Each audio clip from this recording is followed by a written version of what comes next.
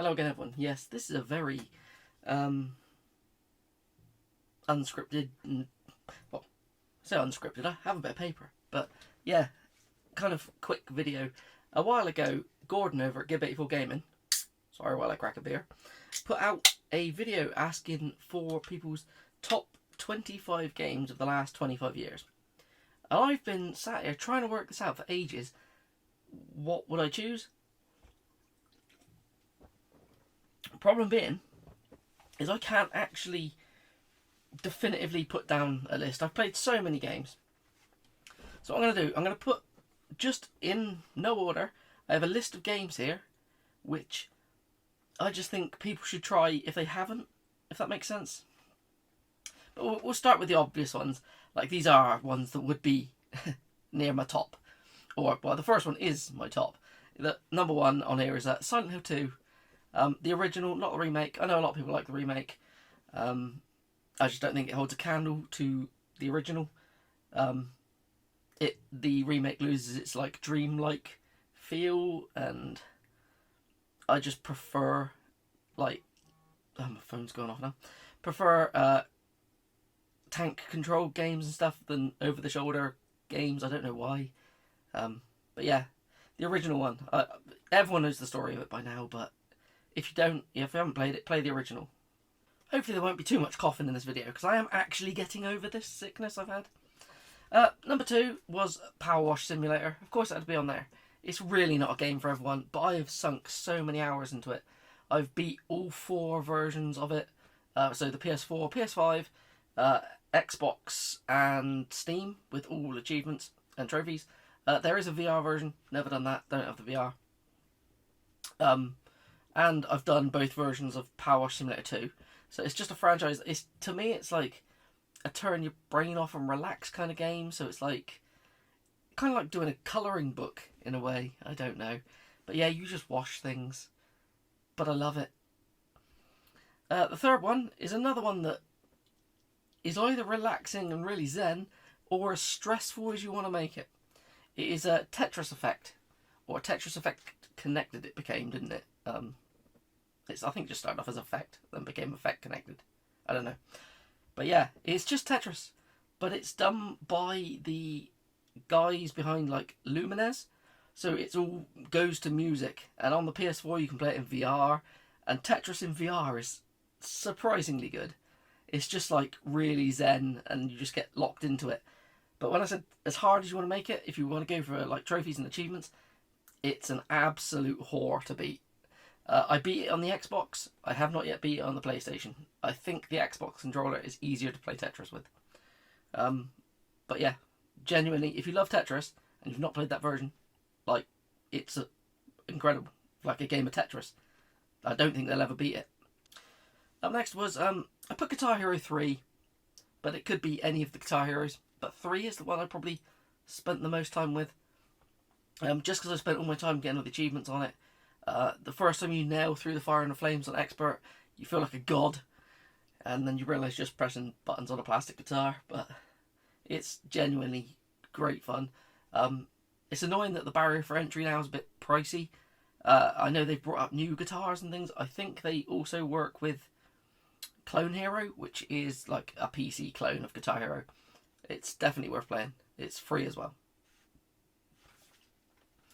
5 I put down as Cuphead. Yes, the run and gun boss rush kind of 30s animated game. I've gone on record before and saying it's one of my top games of all time, and it's still there. Beating that and with all achievements was incredible.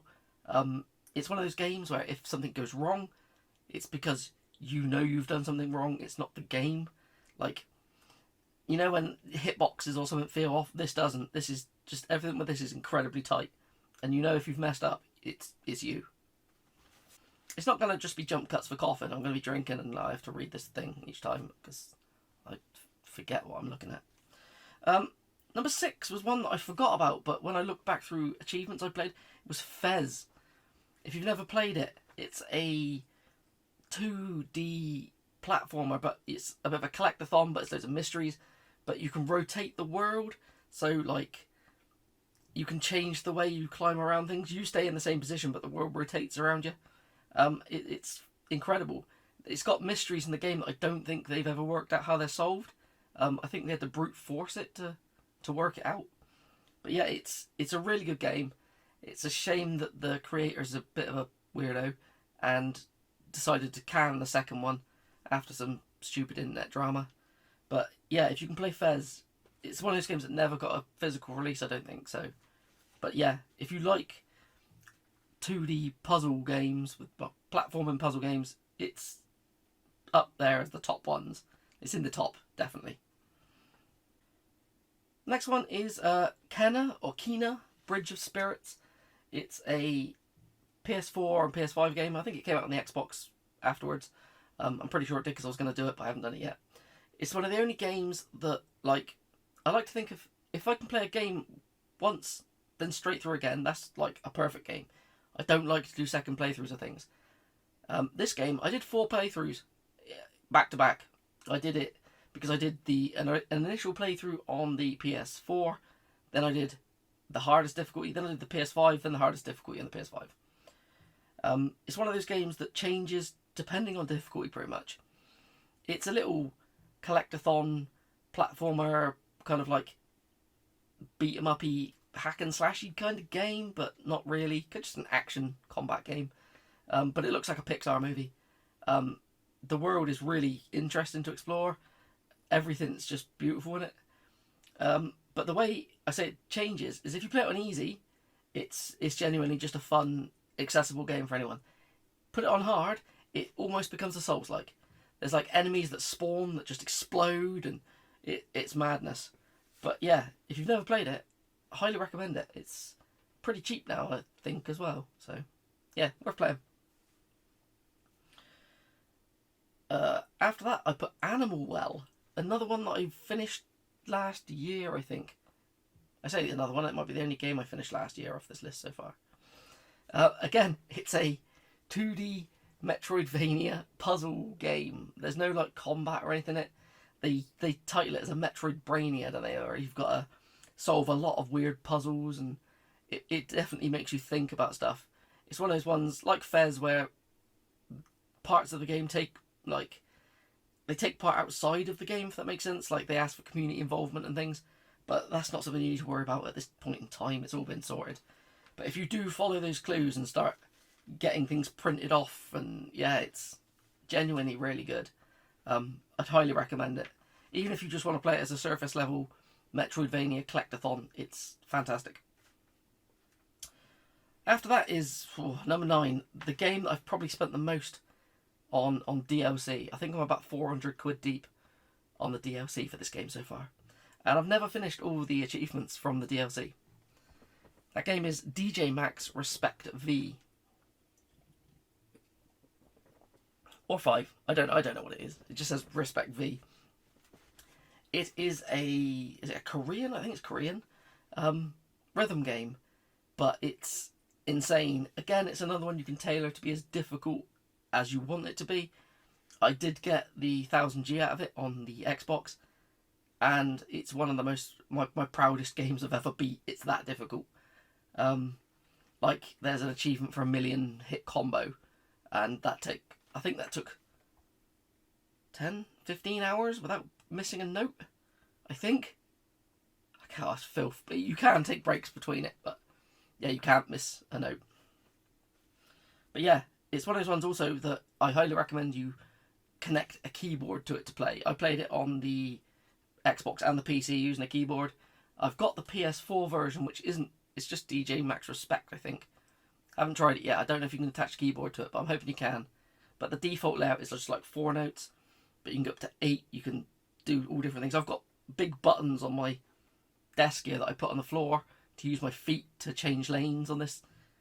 It's, yeah, once you nail it down, incredible game. I'm hoping I don't miss any of these out, because I'm crap at keeping my place on these types of things. Number 10, I put down Until Dawn. It was the first one of that style of interactive horror game. It felt like you were playing a movie. It was one of those games that I thought was going to be just some kind of spooky haunted house simulator, but then it got quite deep, and there was bits in that game that I actually thought, oh, they got away with that. That's impressive. The remake apparently is pretty bad because they take away all the fixed cameras and go for the over the shoulder view, apparently, that I don't really like. But the controls are a bit ropey on it now, but I still think it's the best one of them, and the dark pictures and the quarry and all that kind of stuff. I have heard people say that they don't like Until Dawn, but I absolutely loved it. Me and the girlfriend played through it like continuously over and over till we had all the trophies on it. Finding all the different like choices you could make to keep people alive, and it was great fun. So number 11, I put down what I think is one of the best 2D platformers ever made, which is Rayman Legends. It is, again, it's a collectathon platformer, but the art style is done in that, is it Ubisoft's UbiArt engine, the same that uses like, what else used it? Child of Light used it. And it just looks incredible. Everything is incredibly fluid. The controls are just tight as anything. Again, it's another one that if you do something wrong, it's because you've done it wrong, not the game. And there's those stages where you can run to the music. It was, I loved it. Enough to try and get the 1000G on it twice. But they turned the servers off just before I finished the Xbox 360 one. Number 12, I put a bit of a different one. It's a Switch game. I think the only Switch game. Well, Switch only game that has a physical, I think. It might have digital version of theirs. But it's To the Moon. It's a game about these scientists that go into like people's brains, like dying people's brains, and you have to try and change their like last memories so that they can like rest and things. It's hard to explain, but it was one of those games that as soon as I played it, I told the girlfriend she had to sit down and play it, and she, the same as I did, sat there and played through it from start to finish. It's just a good story. It's like an RPG Maker game, I think, but it's one that she randomly bought me, and I'd never played it. I thought, I'll give this a go, and I loved it. It is not going to be for everyone. It's basically just walking around talking to people, but I just really liked it. Really liked it. Then we go back to the rhythmy kind of things, but with a twist. I put Rocksmith 2014 as my next one.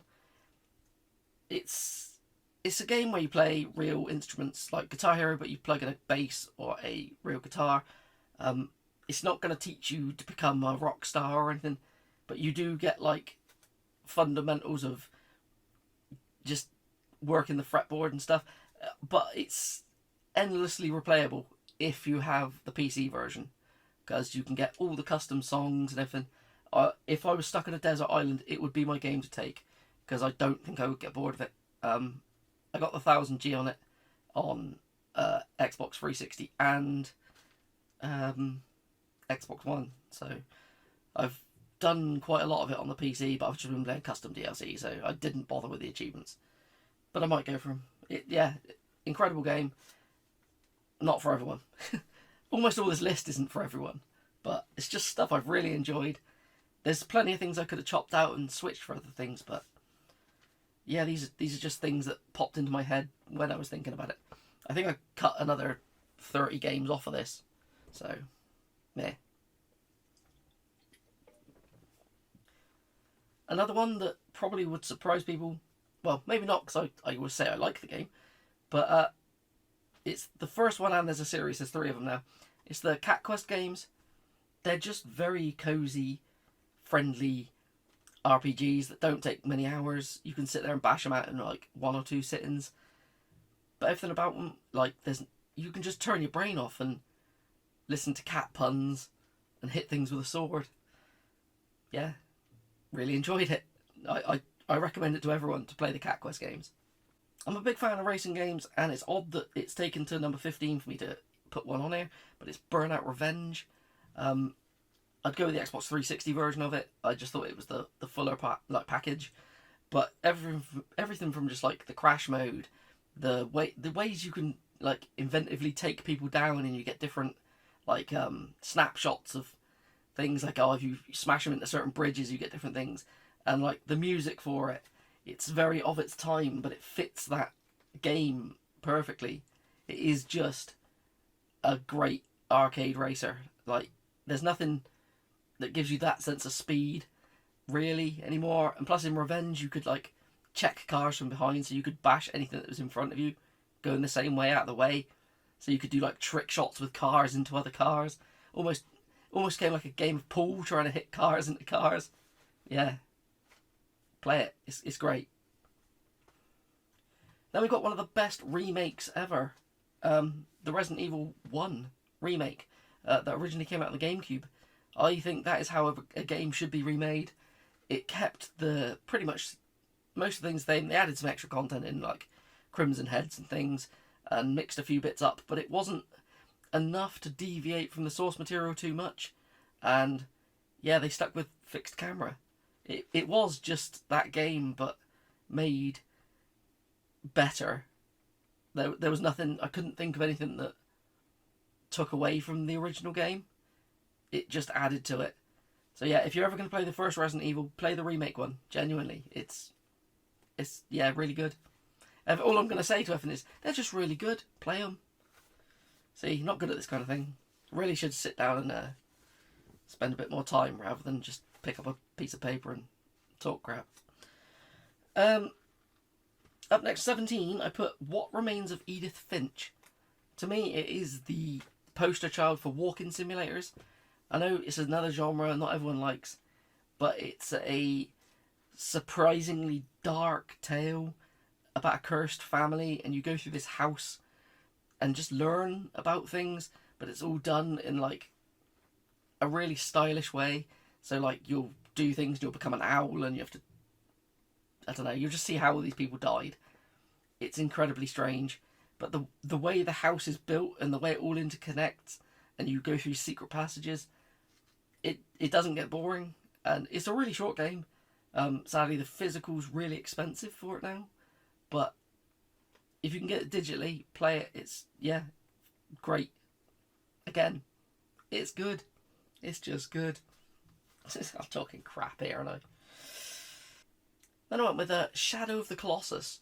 I went with the PS2 version of it, not the PS4 remake, or the one on the PS3, the HD one. Something about that didn't feel the same. The PS2 one has a lot of slowdown and things. I don't know if that tried to mitigate it, but yeah, something about it felt off for me.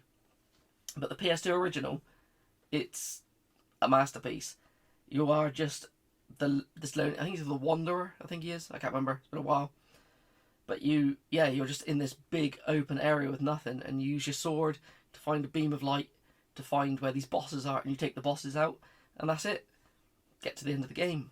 But it's what happens whilst you're doing this and how you start to feel that makes it such a good experience, and I wouldn't want to spoil that for anyone. Following on from the idea of like Guitar Hero, I put Rock Band on here. Everyone says it's pretty much the same game. Yeah, they kind of did start to overlap, didn't they, with when they both brought out full bands. But Rock Band was the first one to do it. The drumming on the first Rock Band, I absolutely loved. I broke so many drum kits. I imported the whole thing from America because it was out there for like a year or two before we got it. But yeah, I spent a lot of money on that. I bought pro instruments. I've got the pro guitar, pro drums, the keyboard, all of that stuff, and I enjoyed it all. I enjoyed the first Rock Band so much that you could only play the career in 2-player, so I sung and played the guitar on expert all the way through it on my own, like a sad little bastard. But I enjoyed it. You can't get better. The one that's the most engaging, I thought, is probably the simplest songs in it, is the Beatles Rock Band. But if you want a love letter to a band, I don't think you could get better than that. Things like the Green Day one was a bit crap and a bit boring, but the Beatles one, if you like the Beatles, it's something. It's a must play. Another bit of a curveball here. I put Steep down. Yes, that online only Ubisoft snowboarding game. Again, it's one that I just found really quite zen. You could just you're just on a big open mountain and you've got little objectives you can do, but you get other things like wingsuits and there's collectibles. The wingsuits are what made it for me because the actual challenges are really hard to get gold on, and whizzing in between like rocks and things in this wingsuit is incredibly difficult. You clip something, you're done. But it's got that snappy instant try again-ness to it, so it doesn't get that frustrating. But yeah, I just sat there and played that start to finish, got all the achievements, loved it. I also liked the follow-up, which was Riders Republic, but I've heard that's changed a lot and I haven't played it since it first came out. But Steep, fantastic game. Number 21, I put down Sleeping Dogs. I'm not a big fan of open world games. There aren't many I enjoy. I'm not a big fan of Grand Theft Auto or anything like that. They all just bleed into one and they're all the same. Yeah, I find them boring. It's just a load of fetch quests, pretty much, isn't it? And reporting back to the same hub each time, and yeah, that bores me. But Sleeping Dogs was different. It was part Grand Theft Auto, part like Batman Arkham with the fighting, and you spent a lot of time going through like buildings, and it's a really dense setting, so it always feels like you're seeing somewhere different, or just pulling over, going to karaoke bars and stuff. It had a rhythm game section in it. Of course, I'm gonna enjoy it, ain't I? But yeah, that's if you haven't played it, there's an achievement or trophy for killing someone with a fish. So if that hasn't sold it to you, I don't know what will. 22, I put down Infinax. I had to put down another proper like modern retro game, and yeah, that is like the perfect game.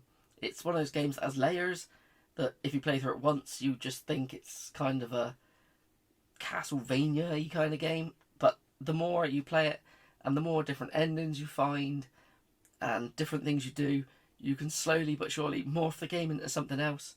And the true ending of it is nothing like how the game started. We did it as one of our Club 52 games, so there is a stream somewhere. It might be on this channel, I don't know. I can't remember, of us talking about it. But yeah, it's a difficult game until you learn it. Then after that, you can run the game in about 45 minutes when you know what you're doing. But yeah, fantastic game. I'd recommend anyone to play that. Then, the only Rockstar game I've put on this list, I'm not a big fan of Rockstar games. Bully is one that I really enjoyed. Bully is a great game. And other than this one, any others? There must be one. Oh, I like the first Manhunt. But it's not a great game. I just enjoyed it. But no, this is LA Noire. Again, it's not overly action focused. It is open world, but you don't have to. You kind of just... It's like a detective mystery game. So you go from like area to area, just solving the mystery, basically, to find out who the killer is. That kind of thing. Loads of different cases. Some of them borrowing from a lot of real world cases. Like it's got the Black Dahlia and stuff in it.